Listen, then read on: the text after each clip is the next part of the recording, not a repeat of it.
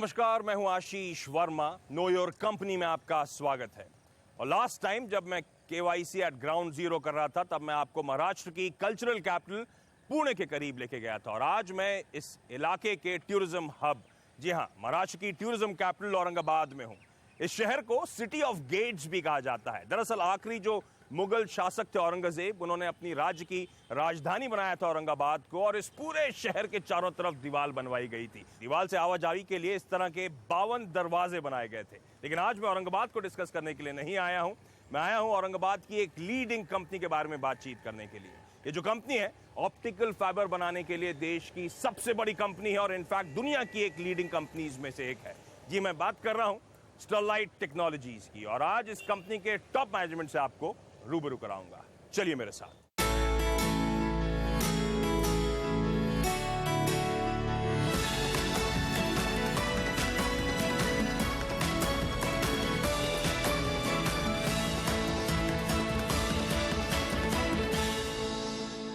जी हाँ, मैं आ चुका हूं स्टरलाइट टेक्नोलॉजीज के औरंगाबाद यूनिट में। मैं उसी के अंदर इस समय खड़ा हूं।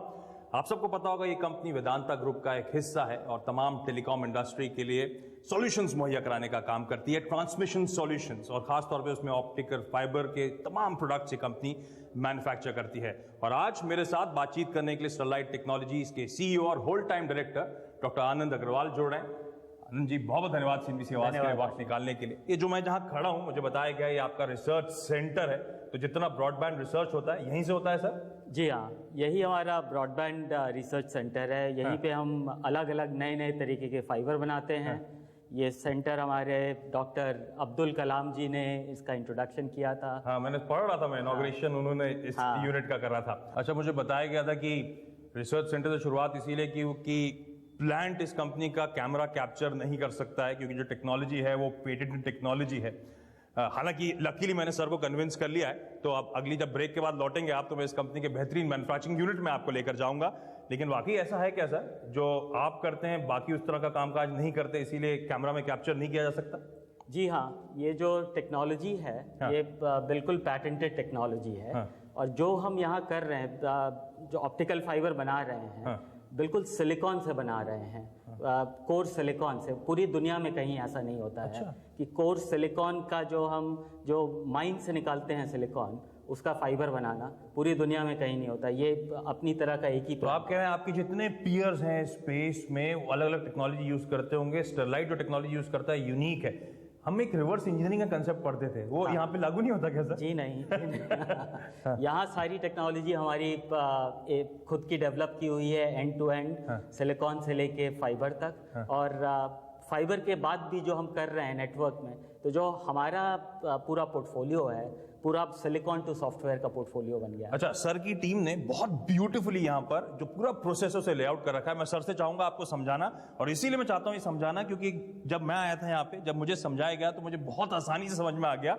ये कंपनी का दरअसल कामकाज क्या है। सर प्लीज मुझे बताएं, ये जो स्प्रेड आउट कर रखा है आपकी टीम ने, क्या ये मैन्युफैक्चरिंग प्रोसेस स्टरलाइट टेक्नोलॉजीज का कैसे ये काम करता है? मैं आपको रिवर्स से दिखाता हूँ। ठीक है। आपने देखा होगा काफी सड़क के किनारे ऐसी केबलें और डक्ट वगैरह अभी खुदती रहती हैं रोड के इनके चक्कर में। तो ये इसको कहते हैं केबल। ओके। केबल के अंदर, इस पर्टिकुलर केबल में 1150 फाइबर के स्ट्रैंड है। ओके। ये अपनी तरह का एक अजूबा केबल है जिसमें 1150 फाइबर इसके अंदर। अच्छा। इसको और तो ये वो फाइबर मैन्युफैक्चरिंग जो आप करते हैं, फाइबर ऑप्टिक केबल मैन्युफैक्चरिंग। हाँ जी, आप फाइबर आप देखें तो फाइबर एक ऐसा रहता है, एक स्ट्रैंड ऑफ फाइबर, इसके अंदर भी जो हम कहते हैं फाइबर है, ये ग्लास का पतला सा पीस रहता है। ओके। इस ग्लास की जो विड्थ है, ये आपके बाल के विड्थ से कम है। ये 0.1 mm की विड्थ है बाल फाइबर। तो ये इसी औरंगाबाद यूनिट में इस तरह के आप ऑप्टिकल केबल्स मैन्युफैक्चर करते हैं। और इस एक फाइबर से आज के दिन इस रिसर्च सेंटर में हम 10 टेराबाइट डेटा बेचते सकते हैं, एक फाइबर में भेज सकते हैं, इधर से उधर। ओके। ओके। तो ये फाइबर है, ये फाइबर बनता है, हम इस चीज को बनाते हैं, ये कहते हैं प्रीफॉर्म। ये बेसिकली ग्लास है। ग्लास है, प्रिस्टीन ग्लास, सेमीकंडक्टर की तरह जो ग्लास कहते हैं, प्रिस्टीन मतलब एकदम प्योर। 699.99 पार्ट्स पर बिलियन। Okay okay okay. तो ये बिल्कुल सेमीकंडक्टर प्रोसेस है, क्लीन रूम प्रोसेस है इसमें। और एक प्रीफॉर्म से हम करीब 7,000 किलोमीटर फाइबर बनाते हैं। Oh okay. और प्रीफॉर्म जो हम बनाते हैं, ये ग्लास, ये ग्लास भी आप खुद ही यहाँ पे इसी यूनिट में, अच्छा, एंड टू एंड आप सारा बनाते हैं? इंडिया में अभी हम ही हैं जो ये प्रीफॉर्म बनाते हैं, कोई नहीं बनाता है। Okay, interesting. और ये जिस तरह का आपने एक केबल का एग्जांपल देखा था, ये तमाम वो केबल्स डिस्प्ले पर हैं जो एक कंपनी बनाती है, तरह तरह के ऑर्डर्स को ये पूरा करने का काम करती है। अच्छा, स्टरलाइट टेक्नोलॉजीज ऑफ लेट बड़ा फोकस में आया था जब आपने वो डीमर्जर करा था अपने पावर और टेलीकॉम कारोबार का। शेयर बाजार को तो बड़ा पसंद आया क्योंकि उसके बाद से स्टॉक में तगड़ा उछाल देखने को मिला है। कम्युनिटी ने कैसे रिएक्ट करा है, आपके स्टेक होल्डर्स ने किस तरह का रिएक्शन दिया है, और क्या वो बैग एंड बैगेज जाना वाकई फायदेमंद रहा है इस कंपनी के लिहाज से? जी हाँ, काफी फोकस हो गया है बिजनेस में। जब हम पावर और टेलीकॉम में थे तो एक अलग फोकस था, एक यूटिलिटी जैसा फोकस था। अब जब सिर्फ टेलीकॉम में आ गया, फोकस हमारा काफी टेक्नोलॉजी की तरफ हो गया है, और टाइमिंग काफी सही रही है हमारे लिए।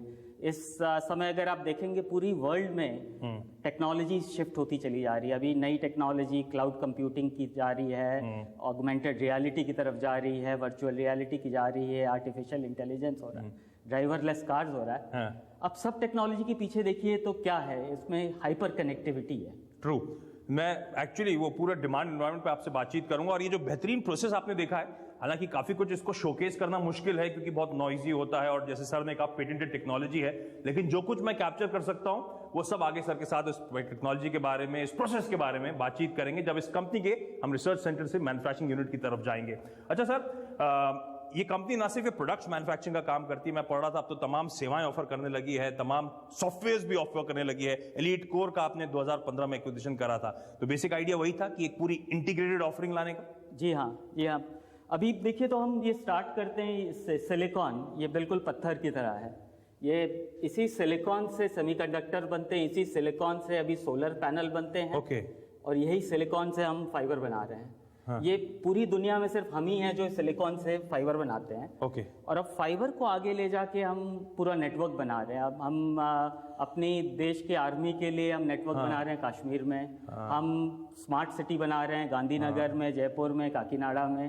तो ये अब जो हमारी ऑफरिंग हो गई, इस पे तो मैं आऊं। आप जब कह रहे हैं इकलौती ऐसी कंपनी दुनिया में है, तो आपका मतलब बेसिकली कुछ कंपनीज कुछ प्रोसेस का पार्ट करती हैं, कुछ इस प्रोसेस का पार्ट करती हैं, कोई इस तरह से पूरी इंटीग्रेटेड ऑफरिंग नहीं देता है। हाँ, बाकी लोग केमिकल, इंडिया में जो बाकी कंपनियां हैं वो ये प्रीफॉर्म खरीदती हैं और सिर्फ फाइबर ड्रॉ कर लेते हैं। तो इसका मतलब इस प्रोसेस एंड टू एंड लाने से आपकी कॉस्ट एफिशिएंसीज आती होंगी अपने पीयर्स के मुकाबले, क्या एक फायदा है? जी हाँ, cost efficiency, quality efficiency, supply chain पे कंट्रोल, नए नए प्रोडक्ट्स बनाने पे कंट्रोल, क्योंकि हम खुद ही केमिकल्स बनाते हैं, हम खुद ही अपने गैस बनाते हैं, हम उसको ट्वीक कर सकते हैं बेस्ड ऑन क्या नया प्रोडक्ट चाहिए हमें। ओह अच्छा, अब इस तरह का जब आप इंटीग्रेटेड ऑफरिंग देने की बात करें तो मैं ज्यूम कर रहा हूं आईसीटी जो मार्केट है पूरा का पूरा, उसका लार्जर शेयर, लार्जर पाए अब स्टरलाइट टेक्नोलॉजीज टारगेट करने की लगातार कोशिश कर रहा होगा। अब ये ऑफरिंग पूरी हो चुकी है या अभी भी कुछ वैक्यूम है, कुछ लैक्यूना है जिसे ब्रिज करने की जरूरत है? शायद वो ऑर्गेनिक हो, शायद वो इनऑर्गेनिक रूट से हो। अभी लार्जली हमारी ऑफरिंग जो है काफ़ी हद तक कंप्लीट है। हम सब कुछ खुद नहीं करते, हमारे पार्टनर्स भी हैं काफ़ी सारे इकोसिस्टम में जो इक्विपमेंट बनाते हैं, जो राउटिंग वगैरह के लोग इक्विपमेंट्स बनाते हैं। बट जहाँ तक है end to end offering customer के लिए हम पूरी खुद करते हैं। अच्छा, इस समय जब आप कह रहे हैं स्टरलाइट टेक्नोलॉजीज इस तरह का इकलौती कंपनी है, लीडिंग डोमिनेंट प्लेयर है, घरेलू बाजार में किस तरह का शेयर है? और अब तो क्योंकि आप ग्लोबल प्लेयर हैं, दुनिया भर की कंपनी से कंपीट करते हैं, एक ग्लोबल मार्केट एक तो कितना बड़ा है, किस दर से ग्रो कर रहा है, और आपका शेयर क्या है?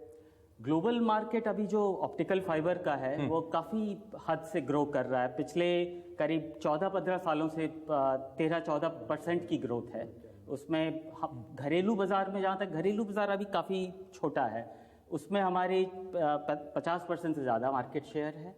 हमारा फोकस है कि घरेलू बाजार का साइज बड़ा करें, मार्केट शेयर हमारी काफी अच्छी है। सवाल मेरा यही था, जब इकलौती ऐसी कंपनी जो इस तरह की यूनिक ऑफरिंग देती है, बेहतरीन प्रोडक्ट्स हैं, बेस्ट इन क्लास प्रोडक्ट्स जिसकी आप बात कर रहे हैं, क्योंकि इंटीग्रेटेड ऑफरिंग है तो कॉस्ट एडवांटेज आपकी कंपनी के पास है तगड़े। मैं कहीं पढ़ रहा था 15 से 20% के आसपास आपकी कॉस्ट कम होती है, तो 45%, 50% मार्केट शेयर क्यों? आपका तो पूरा बाजार होना चाहिए सर। हमारा जो फोकस है ग्लोबल मार्केट पर है। ग्लोबली हम हमारा जो यहाँ प्रोडक्ट है करीब 70% हम यहाँ से एक्सपोर्ट करते हैं। हमारा अभी हम लोग कैपेसिटी भी एक्सपैंड कर रहे हैं अपनी 30 मिलियन से 50 मिलियन बना रहे थे। तो हमारा फोकस है कि हम ग्लोबली अपना स्ट्रॉन्ग मार्केट शेयर रखें। इंडिया में तो रखें ही, बट ग्लोबली प्रेजेंट रहें। ओके, तो मैं प्रोसेस समझने की कोशिश कर रहा था सर से, लेकिन अब मैं यहाँ पे एक छोटा सा ब्रेक लूंगा। सर ने कहा था कैपेसिटीज बढ़ाने की बात, तो उस पर भी मुझे काफी बारीकियों से बात करनी है। तो बेहतर है कैपेसिटी की जब हम बात कर रहे हैं, तो अगला सेगमेंट जब मैं शुरू करूंगा तो इस कंपनी की मैन्युफैक्चरिंग बेस में जाएंगे। रिसर्च सेंटर को इस समय बाय बाय कर रहा हूं। ब्रेक के बाद बातचीत कंटिन्यू।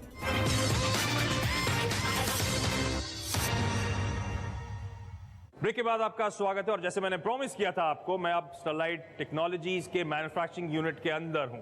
हम कोशिश करेंगे ज्यादा से ज्यादा जगह आपको दिखाने की, लेकिन कई एरियाज ध्यान रखें नॉइस के कारण या पेटेंटेड टेक्नोलॉजी के कारण हम कवर नहीं कर सकते हैं। लेकिन मैं शुक्रिया करता हूं सर का, अदरवाइज हम लोग रिसर्च सेंटर के अंदर ही फंस जाते हैं। इन्होंने परमिशन दी हमें अंदर आके यहाँ पे बातचीत करने की। अच्छा सर, मैं पढ़ रहा था आपने जब ये स्टरलाइट टेक्नोलॉजीज ज्वाइन करी थी वो 1995 का समय था। उसके बाद कई सारे आपने रोल्स निभाए और इस कंपनी को काफी लंबे अरसे से आप स्टीयर कर रहे हैं। कैसी रही सर? 2 दशकों की जर्नी हो चुकी है अब तो ऑलमोस्ट। जी, आप अभी भी मैं उतना ही एक्साइटेड हूँ जितना उस समय था। उस समय ये पहला ऑप्टिकल फाइबर फैसिलिटी था जो हम एस्टैब्लिश कर रहे थे इंडिया में। नए उस समय दूसरी तरह के चैलेंजेस थे।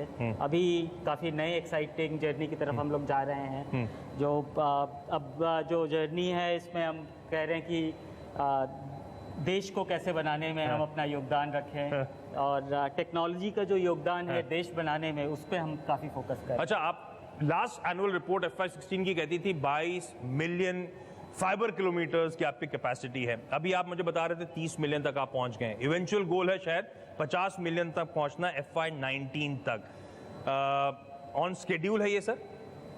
एब्सोल्युटली, हमारे जितने प्लान्स हम बनाते हैं और करते हैं उसको काफ़ी ध्यान से करके करते हैं। अच्छा, तो 50 मिलियन, तो ये इतना मैसिव कैपेसिटी एक्सपेंशन, मतलब FY16 और FY19 तो ऑलमोस्ट 70-80% के आसपास अपनी कैपेसिटीज आप बढ़ाने की बात कर रहे हैं। औरंगाबाद में यूनिट, इसके अलावा पढ़ रहा था ब्राजील, चाइना ऑपरेशंस इस कंपनी के। क्या ये सब कुछ मौजूदा फैसिलिटीज में ही केपेक्स के जरिए होने वाला है, या कुछ ग्रीनफील्ड प्रोजेक्ट्स भी आपको लगाने पड़ने वाले हैं? जो 30 से 50 मिलियन हम जाएंगे वो ग्रीनफील्ड की तरफ जाएंगे। और जो मौजूदा अभी आपकी मौजूदा कैपेसिटी सैचुरेट हो चुकी है, आप ये कह रहे हैं? जी हाँ। और बिजनेस कंटिन्यूटी के हिसाब से भी हम चाह रहे हैं, ग्लास हम सिर्फ औरंगाबाद में बनाते हैं और फाइबर हम बनाते हैं चाइना में, केबल हम बनाते हैं ब्राजील में। तो हम चाह रहे हैं ग्लास की और एक कैपेसिटी क्रिएट करें 30 से 50 मिलियन जाने की, तो वो ग्रीन फील्ड होगी। तो इस तरह का, क्योंकि अब आप ग्रीन फील्ड करने वाले हैं, 70% अपनी कैपेसिटीज ऑगर करने वाले हैं, तो ये तो तगड़ा खर्च करने की बात हो रही है। कितना खर्चा होने वाला है? क्या back of the envelope calculation कहता है? इस कैपेसिटी एक्सपेंशन में हम करीब 1000 से 1200 करोड़ के बीच का एक्सपेंस आएगा। और जहाँ तक है अभी हमारी अच्छी ग्रोथ हो रही है, मुनाफा भी अच्छा है। इंटरनल अक्रूवल से होगा और थोड़ा बहुत शॉर्ट टर्म कुछ टर्म लोन वगैरह करेंगे। Okay, largely internal accrual. Recent result में बाजार को जो पसंद आ रहा था, ब्याज पर खर्च आपकी कंपनी का कम हो रहा था, बैलेंस शीट पे स्ट्रेस नहीं था, डेट इक्विटी 1:1 के आसपास का रेशियो था। मैं एक्सपेक्ट करूं बैलेंस शीट पे स्ट्रेन नहीं आएगा, इंटरनल जो आप कैश जनरेट कर रहे हैं उसी से पूरा कैपेक्स की आपूर्ति हो जाएगी? जी हाँ, लार्जली हमारा इंटरनल अप्रूवल से ही आएगा।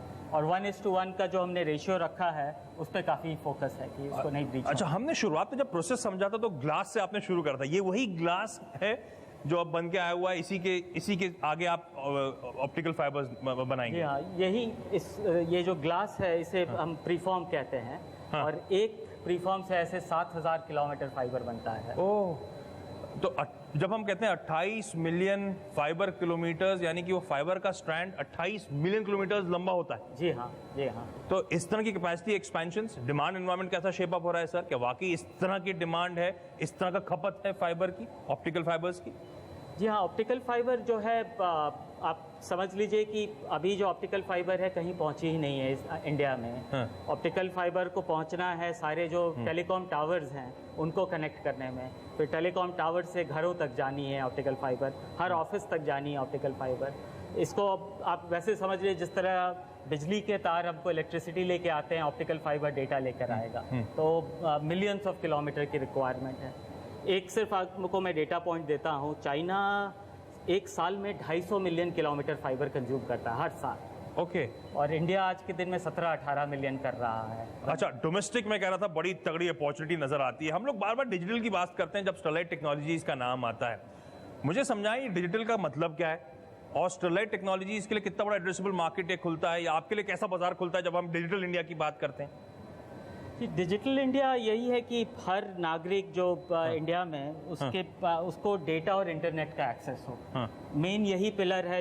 जैसा आप देखेंगे पहला पिलर है broadband as a utility to every citizen of the country, और उसके लिए अभी काफ़ी सारे प्रोग्राम चल रहे हैं। अच्छा, डिजिटल इंडिया में आपने इंटरेस्टिंग पॉइंट छेड़ा स्मार्ट सिटी का। मैं अभी भी पढ़ रहा था, मेरे ख्याल से आपको तीसरा काकीनाडा स्मार्ट सिटी प्रोजेक्ट मिला है, उससे पहले जयपुर गांधीनगर के प्रोजेक्ट्स मिले थे। कितनी बड़ी अपॉर्चुनिटी है स्मार्ट सिटी बनती है, कितनी शहरों के लिए smart city project roll out हो चुके हैं, ये आपने तीसरा बैक करा तो मैं जानना चाहता हूं, और इससे बड़ी कितनी अपॉर्चुनिटी खुल सकती है?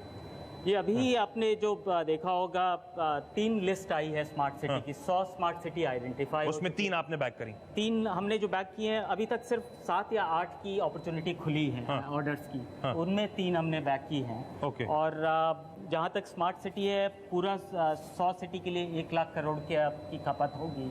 स्मार्ट सिटी प्रोजेक्ट बैक करते हैं तो मेरे लिए कंफ्यूजन हो जाता है क्योंकि इसको मैं क्वांटिफाई नहीं कर पाता। क्या आपने कोई आकलन कर रखा है? एक गांधीनगर मैंने जीता, एक जयपुर जीता, एक काकीनाडा जीता, अंदाजन कितना मैं धंधा कर लूंगा? स्मार्ट सिटी हर प्रोजेक्ट अभी वो सिटी के ऊपर डिपेंड कर रहा है, तो उन्होंने काफ़ी छूट दे रखी है सिटी को कि किस तरह से उसको स्मार्ट बनाया जाए। तो कुछ एक प्रोजेक्ट सिर्फ 50 करोड़ के होते हैं, कुछ एक प्रोजेक्ट 400 से 500 करोड़ के। ये जो 3 आपने बैक कर रहे हैं वो हमने जो उनके अलग अलग साइजेज हैं, कुछ एक 40 से 50 करोड़ के हैं, कुछ एक 100 से 150। ओके, मैं यहाँ पे एक ब्रेक लूंगा। हम लोग बात कर रहे थे बड़े बड़े प्रोजेक्ट्स की, लेकिन as a shareholder, as a stakeholder मेरा इंटरेस्ट होता है कि एक्चुअली इसका फाइनेंशियल्स पे किस हद तक इंपैक्ट पड़ेगा, कब तक वो इंपैक्ट देखने को मिलेगा। ब्रेक के बाद मैं अग्रवाल साहब से बातचीत को कंटिन्यू करूंगा और ये समझने की कोशिश होगी कि आगे के फाइनेंशियल ट्रेजेक्टरी किस तरह की रहने वाली है, और इस लोकेशन से दूसरी लोकेशन की तरफ जहां पे सर ने परमिट करा है मुझे अब जाने के लिए, वहां पे चलते हैं ब्रेक के बाद।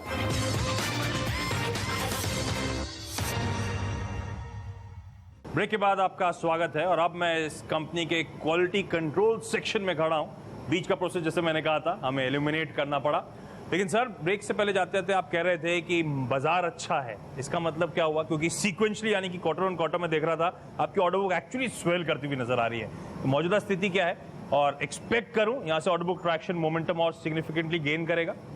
जी, हम ऑर्डर बुक जहाँ तक है हमारे देखिएगा, पिछले साल हम इस समय 21-2200 करोड़ पे थे, अभी हम ऑलरेडी 3000 करोड़ के ऊपर में आ गए हैं। ऑप्टिकल फाइबर की कैपेसिटी पूरी हमारी सेल हो चुकी है और नए अपॉर्चुनिटीज़ अभी भी आ रही हैं, नई इंडिया में भी और इंडिया के बाहर भी। अच्छा, क्योंकि लास्ट क्वार्टर में आपकी डोमेस्टिक ऑर्डर बुक फ्लैटिश नजर आई थी, तो थोड़ा सा स्ट्रीट कंसर्न होता जो पैनी नजर रखते हैं आप जैसी कंपनीज पर। तो डोमेस्टिक कैटलिस्ट जिनकी हम बात कर रहे थे, they are still in place, कोई डरने वाली बात नहीं? जी नहीं, डोमेस्टिक में जहाँ तक है ये मेजर रिक्वायरमेंट प्रोजेक्ट बेस्ड है, प्रोडक्ट्स के अलावा। प्रोजेक्ट्स जो हैं वो आते हैं, स्केल भी उनके बड़े रहते हैं और वो पीरियोडिकली आते हैं। वाइल इंटरनेशनली हम जो है पूरा अपना फाइबर और केबल बेचते जाते हैं, उसमें ग्रोथ कंटिन्यूस रहती है, लेकिन प्रोजेक्ट की जो ग्रोथ रहती है वो थोड़ी पैची रहती है। ओके, तो ये एबरेशन था, एक्सपेक्ट करूं ये मोमेंटम FY18 में सब्सिक्वेंट क्वार्टर्स में पिकअप होता हुआ नजर आएगा। जी हाँ। अच्छा, पिछले कुछ सालों से ग्रोथ मोमेंटम बड़ा स्ट्रांग है। मैं सिर्फ टेलीकॉम कारोबार की बात कर रहा हूं क्योंकि अब तो पावर कारोबार को इंक्लूड करने का कोई मतलब नहीं है। आय में 24%, इबीटा में 38% के आसपास का उछाल।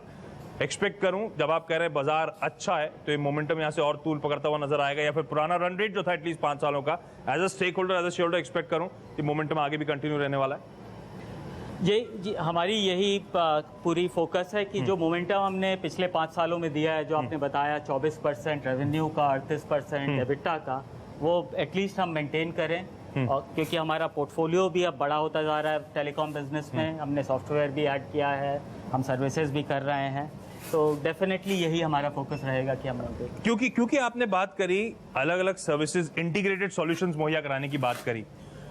आसान शब्दों में इसका मतलब हुआ कि शायद आप मार्केट स्पेस में एक तो ज्यादा कारोबार पे टारगेट कर सकते हैं और शायद बेहतर मार्जिन्स भी कमांड कर सकते हैं। पिछले क्वार्टर में बाजार उम्मीद से ज्यादा अच्छे मार्जिन्स आपने क्लॉक कर रहे थे, इसीलिए मैं खासतौर पे मार्जिनल परफॉर्मेंस की बात कर रहा था। क्या लीवर्स इन प्लेस हैं मार्जिन्स को यहाँ से फर्दर एक्सपैंड करने के लिए? हम मार्जिन पे हमारा फोकस तो रहता ही है, सर्विसेज प्रोडक्ट्स और सर्विसेज बिजनेस पे ज़्यादा फोकस हमारा है रिटर्न ऑन कैपिटल डिप्लॉयमेंट पे। सर्विसेज बिजनेस में हम return on capital deployed quarter on quarter, year on year grow करते आए हैं और फोकस यही रहेगा कि हम एज रेवेन्यू ग्रोथ करें, रिटर्न ऑन कैपिटल भी ग्रो करते चले जाएं। ओके और ये वो फाइनली वो स्ट्रैंड्स निकलते हुए जैसे हम लोग शुरू में प्रोसेस में देख रहे थे, ऑप्टिकल फाइबर्स, ये वो सब लगे हुए हैं यहाँ पे। अच्छा जाते जाते एक आखिरी सवाल सर, मैंने आपका काफ़ी समय लिया, आज मज़ा आया इस प्लांट में आपके साथ बातचीत कर मैं सिग्निफिकेंटली आगे की एक्सपेंशन ग्रोथ की बात इसलिए कर रहा था क्योंकि अब आप अपनी कैपेसिटी 70% ऑर्डर करने वाले हैं, बाजार अच्छा है, तो मेरे लिए अब मौका है कि यहाँ से बेहतर और रेवेन्यू मोमेंटम गार्नर करने का। तो मैं एज्यूम करके चलूँ स्टरलाइट एक इन्फ्लेक्शन पॉइंट पे खड़ा हुआ है और यहाँ से अगर ये कैपेसिटीज ऑन स्ट्रीम आती हुई नजर आएंगी और बाजार में जिस तरह के डायनेमिक्स आपने बात करी, ये यहाँ से कंपनी फाइनेंशियली आउट परफॉर्म करती हुई नजर आएगी। हमने फाइनेंशियली काफ़ी अच्छा परफॉर्मेंस दिया पिछले 5 सालों में और हमारी कोशिश यही रहेगी कि हम उस मोमेंटम को मेंटेन करें और इन्फ्लेक्शन को और अच्छा बढ़ाते चले जाएं। ऑन दैट नोट आनंद अग्रवाल साहब, बहुत मजा आया आपसे बातचीत करके, थैंक्स सो मच अपना समय निकालने के लिए। Thank you.